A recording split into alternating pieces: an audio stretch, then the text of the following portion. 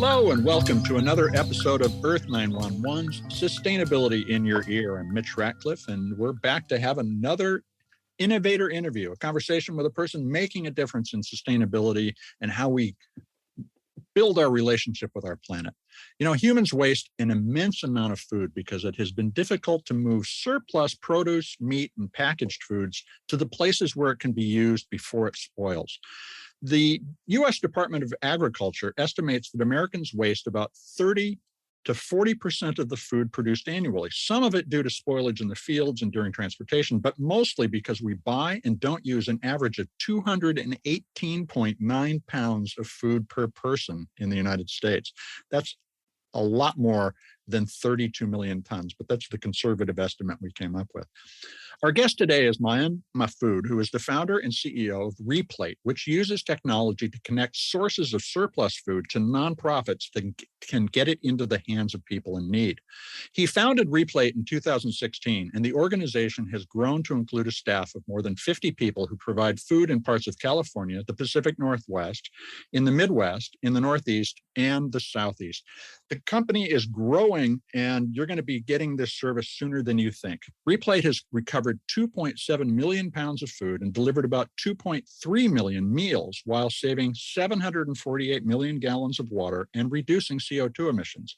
That's a lot of good news, and it may be a model for treating a lot of other surplus materials that we can think about. So let's dive into the solution to food waste and find out what else we can do with this idea. To learn more about Replate, check out www.re-plate.org, www.re-plate.org.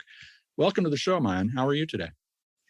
Hi, Mitch. Thank you so much for having me. By the way, you can access our website by having the Replate without a dash as well. Just say. Oh, good. Okay, good to know. Yeah. I make a big point of trying to spell these things correctly because so many. No, it's perfect. It's good to have all variation out there. Well, hey, thank you for joining us. And you've tackled one of the biggest problems in sustainability. What was your initial insight into the problem that you thought I could use an app and a network to solve this? Yeah. So funny enough, I came up to this problem from a food insecurity standpoint rather than from a food waste standpoint. So I'm originally from Syria and immigrated to the U.S. About 11 years. Since we were kids, my brother and I, my mom used to cook so much food in the Middle East, back in the days, and we were kids, and my mom would never let us have lunch if we don't do our runs for our neighbors, my brother and I. So every day, my mom would make like tremendous amount of food, and she will tell us, okay, this neighbor doesn't have their partner in town, or this neighbor works in construction all day, so you got to go and make sure you give them the food before you're allowed to have your lunch. It's very hot in the Middle East, and in the middle of the day it gets so annoying. And you're hungry and all of that. So we used to hate it, my brother, and it was like, say, okay, can't believe she's making us do this, and we grew up this way. Every day we had to do these runs, and we're not talking about leftover food at this point or surplus food. We're talking about food before even we eat it ourselves. Mm-hmm. So I think coming to the US, I was really struck, given that I came to the Bay Area, seeing the levels of people, the amount of people, experiencing food insecurity. I remember at the time I was walking around where Twitter building is in San Francisco, and across the street, you have these people, unfortunately, looking into trash cans for sandwiches, or, and people in encampments, unfortunately experiencing homelessness. It was an inflection point for me. It was like, okay, so 1 second, this is the area where we're supposed to be creating solutions for the world, right? And solving the world's biggest problems. Why do we have people experiencing these challenges in areas like this? So yeah. Oh, I mean, I have worked in that neighborhood on and off over the past 40 years, and you're absolutely right. Silicon Valley, despite the fact that it is leading the world in the direction that we want to go, has some of the worst situation in terms of homelessness and food insecurity. It's stark and surprising. When you look at the problem, though, did you think, okay, I have to put together a whole network of nonprofits, or did you just start with a few small projects and build out? How did you evolve the Replate concept? Yeah, so really it started by me basically getting in my car and, seeing that in my cafeteria at that time, in school and at work and the internship, they had so much food. And I was like, okay, what are we doing with this? Why don't I just take this and literally give it to the person across the street, or like So drive your mom myself told you, and your mom told you to do it.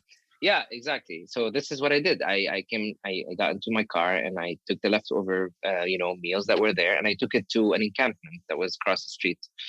And then after that, I was like, okay, I started doing it regularly. I just thought it's the right thing to do. And these meals actually cost about $12 to $15 a meal. And, Mhm. there's so much resources that came into them, how much water we used to how much transportation to get it to the plate. And it's unfortunate to see it, from every standpoint, it doesn't make sense for you to actually throw it at the trash. So I started doing that on a daily basis until I realized there is definitely a gap. There is Mhm. clearly a gap between, there's so much supply of food, there's so much abundance. We throw away, like you mentioned, almost up to 40% of our food. And then you have the demand, which is around 1 in every 8 Americans do not know where their next meal is coming from. So what's happening here is that there's a clear supply and demand problem. And Mhm. if we can deliver cookies in 30 minutes, why can't we, create a solution for people who need a meal in 30 minutes or so? So I think living also in the Bay Area and coming in and sort of that stark, for me is like coming here was like, okay, I'm coming to some real prosperity right here, so much advancement, right? And it was, I think for me coming in, uh, it was a shock, I would say. It was, and that's sort of like, in a way, it was like it's sort of frustrating to see, but at the same time, like, okay, but also we have so much technology here. Why can't we learn so much from these startups and companies that are doing incredible work around the world to make solutions that are, move the society in the right direction? So how did you move from that sort of Moving bootstrapping food. approach, right, to Yeah. it's a logistics problem and I need to Yeah. build an app? The funny part is, I started by doing pickups myself, like moving things around. And then after I realized, okay, I started getting calls from these caterers in the city, and, word of mouth, people know, okay, there's this guy who's moving food. So I started getting calls. And one time, I was like, okay, so this is not sustainable. I'm getting a lot of calls. Like, what do I do?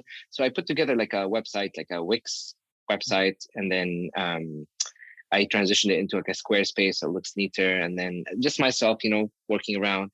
And then I started adding forms, like sort of people request their pickups with forms like type forms or others that is, sort of interactive and fun. And then so that people can start channeling their requests through that tool rather than calling and all of this. But at the same time, I was the person taking requests and the person also doing the pickups. So at some point, I was like, we need to hire, some other food rescuers, drivers, call them food rescuers. And I was like, okay, so I took a lift once and I talked to this guy, his name is Matt. And I was like, dude, this is, we have a company, it's called Replate. And it wasn't a company at that time, but we need drivers, we need people to help us with that. So he was like, okay, so this is, I can, I will get that many dollars per hour and Right. all of that. And then I went to the one of the bigger businesses I was working with in San Francisco. It's a catering company, and they were like, okay, so guys, do you like the service? They're like, yeah, we really need it for multiple reasons. I think the employees feeling better about the fact that um, we're doing this. They're telling their partners about how amazing their work is and how their company is donating food. Plus, like, it's the right thing to do. Plus, it's like for climate standpoint. I didn't understand the intricacies of climate change and food waste at that time. So I actually had to dig deep and understand the problem there and sort of magnify it within our work. And now, so that we tackle the food waste piece with the food insecurity that comes sort of hand in hand in a food system. And the environmental benefits are sort of a byproduct of that. You were solving a human problem, which is absolutely the right focus. Now, tell us how the Replate process works. The business, restaurant, the grocer, or a caterer can sign up. Then what happens? Yeah, so basically, it's similar to like the technology we have is similar to ordering an Uber or reserving an Airbnb, for example. So, give you an example.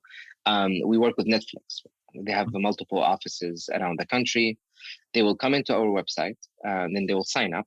And then once they sign up, they put, of course, the information of the person, their cell phone number, and all of that. Yeah. And this would be the cafeteria manager, somebody like that?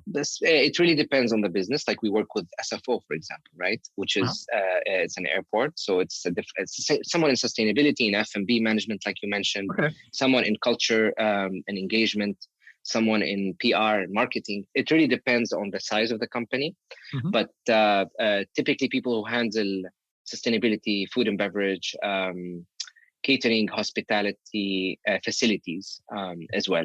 And these individuals will come in, will sign up, will put the information, and then once they enter that, they can add locations, right? So let's say I'm Netflix, I'll add 2 locations in Los Gatos, one in New York, one in LA, right? I'll add all my locations, and each location will have its own dashboard. So I go to that location, I will assign like a manager for that location, or some sort of an area manager, whatever accessibility, so you can give that person so they can manage that location. So let's say we move to the Los Gatos location, then we will have that person say they will request an on-demand pickup, for example, for the food that they currently just have the lunch, or they had an event of some sort. So they can request a pickup on demand, or they can schedule recurrent weekly pickup. So that means, okay, I know my catering comes in Monday, Wednesday, Friday. I'm going to go ahead and schedule recurrent Monday, Wednesday, Friday. And I'll put the notes, park by the loading dock, call Matt, all the information needed for the driver to get on the app, and no need for any of that sort of extra communication. They come prepared to pick up what they're there for. Exactly. And then they also input some preliminary data about what your donation is. Now, we don't put a lot of pressure on the client, depending on the plan they're on, to put the data they need. Because our food rescuers typically have sort of what we call the advanced data capture app, where they basically put specifically what was in that donation so we can get the impact metrics necessary. Once that happened, right, you request your pickup on demand. One of our drivers from food rescuers, they're all paid. They're not volunteers. They don't have volunteers on the staff. And they get some sort of a nudge on their app. And then they basically, just like an Uber, they accept the task, and then the person at Netflix get an ETA, so that they know the food rescue is on the way in case they want to do some packaging. The staff there want to do any of the last minute kind of thing until the driver is there. The food rescuer gets there, take the food, and based on our matching platform, they will get routed to the next stop, which is typically a nonprofit in need that needs the food at that time, of that size, of that kind of food. Because the nonprofits we work with have similar sign-up process, where they request when they would like the drop-off, what kind of food, what day of the week, what's the size. So you're looking at supply demand in extreme detail and matching source with need. Exactly. Now, I think a lot of people would be surprised that the way this is paid for is the companies making the donation are also paying for the service. And you hit on the reason a moment ago, which is the companies need to do good mission work in order to retain and attract the best talent these days. It's part, the company needs to be doing good to get those people. But how does the pricing work? What's it look like if I'm a restaurant schedule, or I'm a big company that needs just call me I need to call anytime? I think that's a very good point you brought, Mitch. I think the idea of businesses paying for the pickup there's multiple reasons, and I think the longer I'm living, the more reasons I'm seeing for that to be the case. And like, to start with, the PR, the corporate social responsibility, businesses have so much big budgets around corporate social responsibility, public relations, employee engagement. And then they have sustainability goals. Now businesses, they get marked if the leadership is they're not working towards ESG and SDG goals, right? Dedicated by the UN. And then they have to engage their stakeholders with what they're doing in terms of the climate or in terms of the communities that they exist. That alone is a good thing, right? But on top of that, in the US, there's other incentives. Like, some of the businesses we work with get some tax credits, right? When they file their taxes. However, this is still not for everyone, mainly for certain type of businesses. But on top of that layer also, you have now recently in California, the SB 1383 law that was effective January this year. so that businesses will start getting penalized if they actually don't donate their food. So now it's not just a good thing. Now you have to. New York followed up with similar law, by the way. Right. So I want to talk about 1383 in a minute, but let's talk about so the reporting you give to the business that is a customer also includes not just the impact, but the volume, and if they have a tax write-off, the value of what. Yes, it would be an estimate, so that they have to work with their accountant to do that. We have a third-party partner as well that will help them if they would like to go in detail. They can help them prepare with the IRS actually doing that. So that's also an option for them. But to answer your question around the payments and how it works, I would say most of our clients, it's very rare that we work with a smaller, like a small restaurant. It's typically a chain restaurant, Chipotle type, or we're talking about like, major chain restaurants, hospitals, hotels style. And then we talk about these major venues and event spaces. That are actually, and then like Golden State Warriors, for example, as a game's over. There's a lot of hot dogs left. Exactly, but honestly, there's even better than that. We typically focus on even better foods, and you'll be surprised how much actually there's a lot of movements from just the hot dogs to a lot of salads and actually really healthy snacks. It's not just your typical. Which is also, it reminds me of something that the businesses also not only pay for that, which is there's a whole analytics tab on their dashboard where it shows the next quarter we're launching the KPI around what's breaking down the donation. So it's similar to MyFitnessPal. You'll see like, okay, that donation, what was the micro and macronutrients, so that we don't also encourage so much of the processed food kind of donation. Most of the end users end of the day require food that is even better in value than an average human being because of their deficiencies in their systems.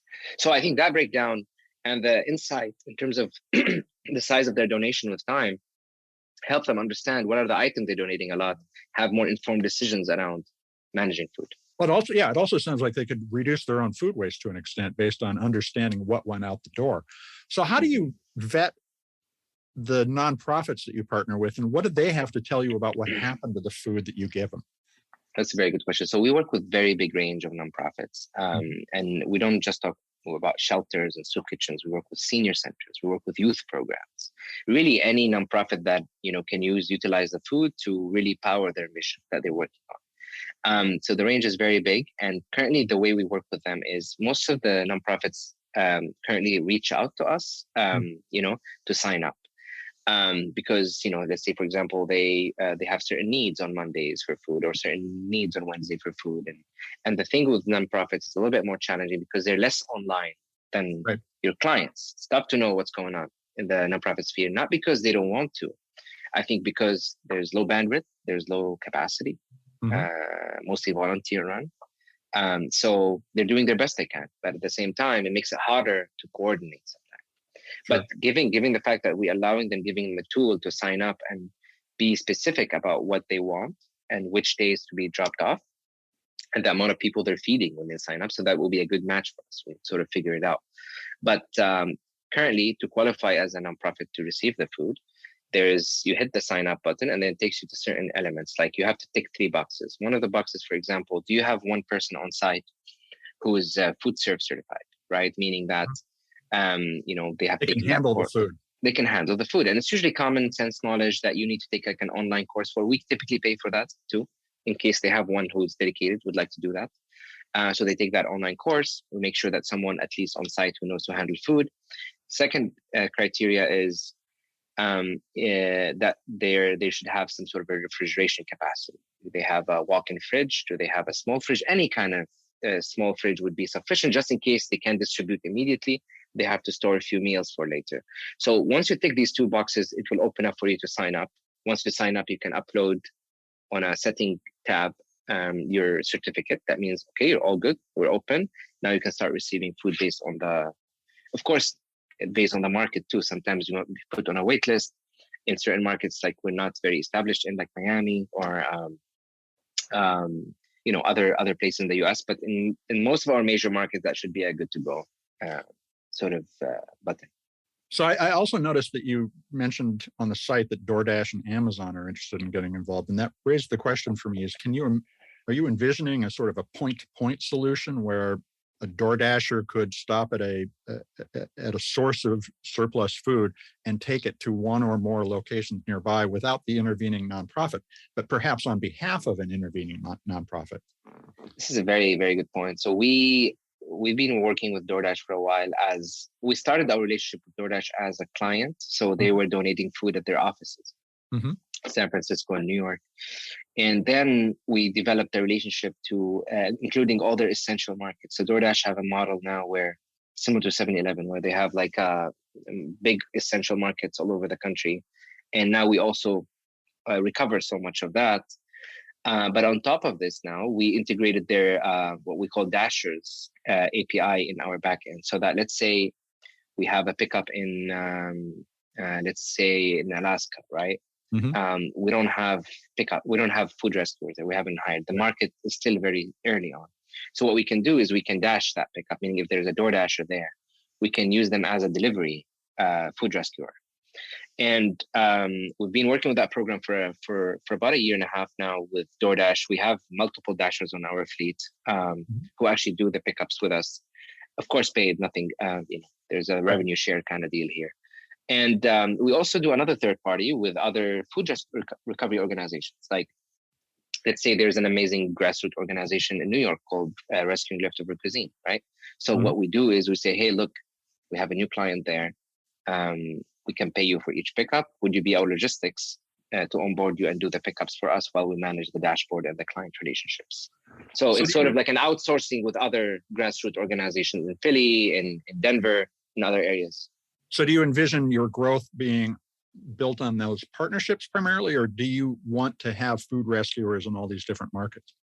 Or both? That's a very good question. Right now, we're doing a triage. We're triaging. We're doing both to understand what the model would look like. But here's my logic: is there's so many vehicles out there. There's so many people doing pickups. Whether it's DoorDash, Grubhub, Uber Eats, Postmates, Amazon drivers. You have so much going on. So I'm always into leveraging what is there rather than rebuilding and recreating. There's so much redundancies. And I think ideally we create a system that is win-win for everyone, in terms of also not working in silos and working collectively, because this is a problem that requires centralization of information so that we understand how to solve it rather than just keeping it, right? So I think, we're doing that triage, working with DoorDash and all of that, but also some of these services are not reliable. So you don't want to also put yourself in a position where you can't show up to a pickup or not be professional and have the right tools in place. So we're still playing around with the model, but I feel like the vision, the real vision, I feel like if we have enough funding and and things are going according to plan, one, to leverage all the other food recovery organizations that are doing incredible work so that we can build capacity at their location, pay them for their maintenance, for their vehicles, and leverage other entities that are doing, already pickups in the streets. But I think the ultimate goal, I think ideally we can bypass all the nonprofits. And let's say I'm a family experiencing food insecurity. I would tap into Replate Market and I will know which place to go to and pick up the tacos that I would like today. So how do we bypass all of that? That's the dream. And I think the issue with that is you need to get the nonprofits online first. You get that data there, and then you can allow the end user to actually make it there. Yeah, and when you say bypass the nonprofits, you don't mean cut them out of that, because they are an important facet of qualifying the people in need. You're talking about enabling them to step back. They don't have to do as much work.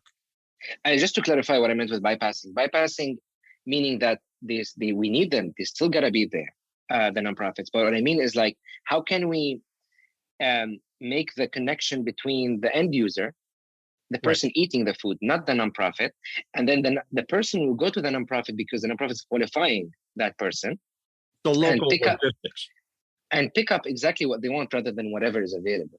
So what I'm trying to say is that, let's say, for example, working with Bowery Mission in New York, okay? And we have a strong relation with Bowery Mission. We know exactly what we're dropping off from Bowery Mission at what time, right? But we don't know what's happening at Bowery Mission once we drop off the food. How can we get Bowery Mission online too, so they know, so that users who qualify based on Bowery Mission, nonprofit, that they qualify, and the users know if they stop by Bowery Mission, Right. what is the food available, or Bowery Mission can coordinate with Uber to get them the food to their home because they know Replate's food is coming and it has like, 1,000 burrito of, certain amount of food. And then you can have a system that is slightly more customizable, that is last mile. For many families, they can't do these jumps anymore. We saw it in COVID, in crises. I think the system, end of the day, would be ideal to go to home rather than having people waiting in lines outside of a shelter or a soup kitchen. So I think that would be incredible to get to that point. However, I think that takes stages. And I think starting with education, starting with what we're doing, hopefully at some point we get to that point. One of the things that will contribute to that, and you mentioned it before, is our mandatory composting and food recovery laws, like California's SB 1383. So that requires that you redirect usable food to feeding the hungry. How did it change? I mean, I know it's early, but how did it start to change the flow of food in California? And what would the impact be of rolling these kinds of laws out nationwide? Yeah, I think it's definitely a step in the right direction. But I think a lot of states would sort of learn from that, should, in fact. And these laws are not new, actually. It was based on other laws in Europe.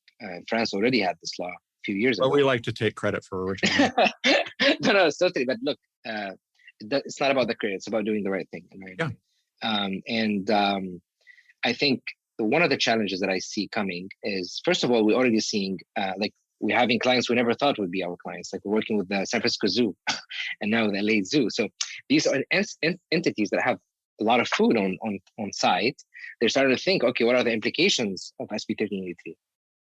Right? Entities that are real estate agencies that are renting their spaces right now for tech companies, or they're getting, so there are a segment of clients that we didn't anticipate, getting a lot of traction. Hospitals are also getting big, campuses, major distributors of natural products, things like that. But I think the challenge with these kind of law is you have to have the right systems to absorb the food, because the tech of moving food is there. Right? There's Replate, there's a few others, organizations doing good work. But at the end of the day, if businesses are worried about fines, they're going to sort of do some sort of a donation. It's possible we end up with some sort of donation dumping, right? Because they're going to have so much amount of food in the streets need to be absorbed by nonprofits. Nonprofits already, agencies and food banks already are up the limit in terms of bandwidth. Actually, a lot of food does not get recovered because they don't have the capacity to recover it. Well, and that also is a symptom of having a centralized approach to recovery rather than a distributed approach based on centralized data. Exactly. Definitely. And I think that law is great, and it just requires sort of good understanding of building trust with these nonprofits that are doing the distribution piece by the end thing, and that law should also come with accompanying funding for the nonprofits who are doing the absorption of the food and the distribution to the end users, because you can have so much food in the roaming around trying to find a home. But if there's no home, then what did you do? It's a supply and demand. Again, I think that needs to be accompanied with the right amount of support for the recipient organizations. But that being said, I'm in love with the fact that the focus now is on the business. You are generating the waste. Yes, you have to pay for that. You're generating even if you're giving it to the right people, I think the accountability is great. The sense that we're putting more pressure on the business to look into what they're doing is a good thing, not in a bad way, that penalty, because I think the right businesses who have the good long-term thinking already understand the value of donating food. You don't have to tell them that. Well, and I think you're describing a change in mindset that we're already in the midst of. And that's, instead of thinking about maximizing the profit from the food we produce alone, and not to say that profit isn't important in some way, we have to think about maximizing the consumption of what we took the expense to produce, to steward that material, is to rephrase what you just said. So is it also time to rethink the design of food packaging and other? 100%. Should we design packaging so that you could bundle up your leftovers and contribute them? Yes, I can't. This is one of the dreams as well. I think as we grow as a company, it's becoming more and more important to think upstream, right? You can't just like right now, okay, packaging is one of the biggest challenges when it comes to food recovery. And how can we go look up all the way up for these manufacturers, like major caterers who are, doing this tremendous amount of food? How can you create a design that makes it very easy to donate, right? That makes it very easy to recover the food that is extra.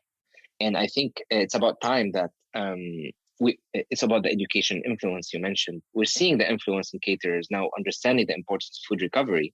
I think the next layer is getting into packaging.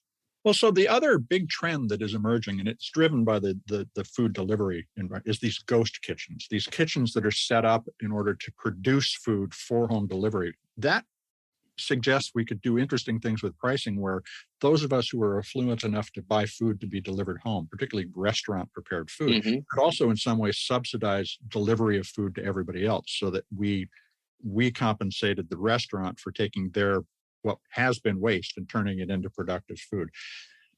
That suggests there's a lot of interesting implications for pricing food that could build charity in. Have you guys explored those opportunities?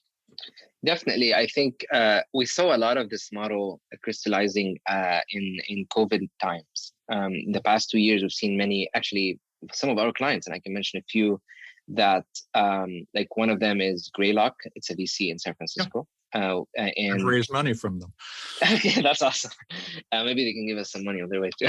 Anyway, it wasn't Earth911, but they've been great clients of ours the past 2 years. In fact, been donating their food on a daily basis. So what happened in COVID when they stopped going to the office, they were like, okay, so we already have that catering budget. We don't have people in the office.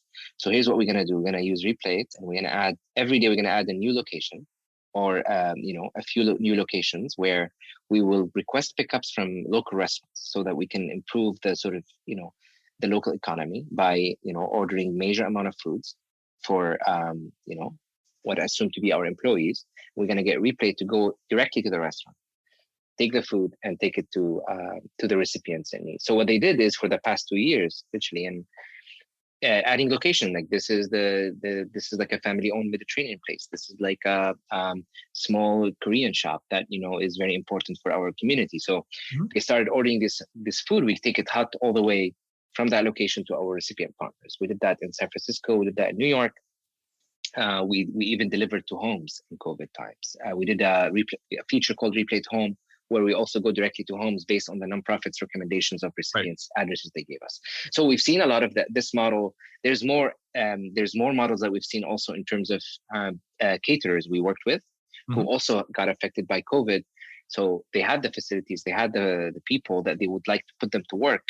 So they start making these meals in their kitchens and requesting Replate to come and pick it up directly from their kitchens, while Replate subsidized some of that cost from supporting from the government and all of that. Well, and that's the last question I wanted to ask about, is that subsidy that you are providing in some cases. People can make donations. What do you use the donations for, and where can people make a pledge?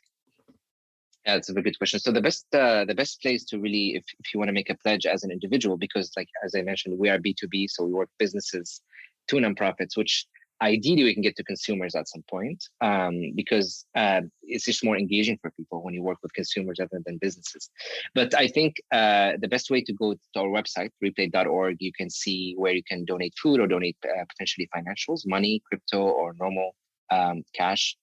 And the money typically goes to first paying our food rescuers, the drivers that do the pickups, and also help in subsidy that, potentially some clients that cannot afford a service like that, we can potentially subsidize some of this. And in terms of building the newest KPI that we're building, which I mentioned, this KPI of breaking down nutrition and food donation. This has never been done before. And I feel like it's going to change how people think of food donation by thinking and understanding what food we're donating. I don't think it's enough to donate 3 boxes of Oreo cookies to a shelter. I think we need to think bigger than that.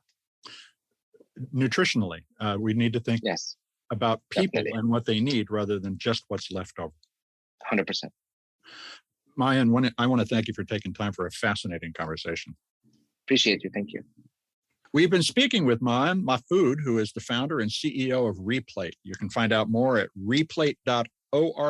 Replate can be with or without a dash, RE-plate or Replate. Earth911.org.